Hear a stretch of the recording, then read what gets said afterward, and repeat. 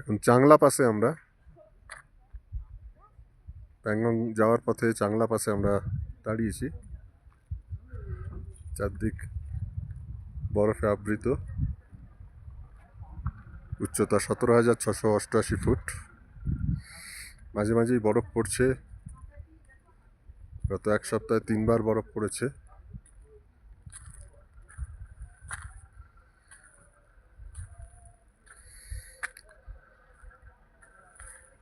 দেখতেই পাচ্ছেন চারদিকে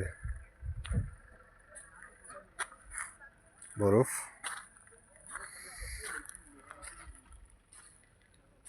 সেপ্টেম্বর মাসের গোড়াতেও এরকম বরফ পাবো আশা করিনি, কিন্তু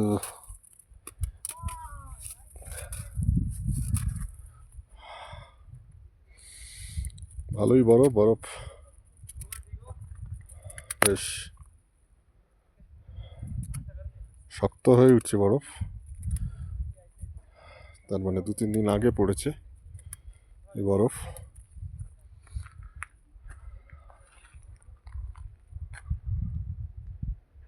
দেখা যাক সামনের দিকে আরো কি ভিউ আমরা দেখতে পারি। দেখাবো সেই সমস্ত ছবি আপনাদের। প্যাংগং এর পথে এখন আমরা।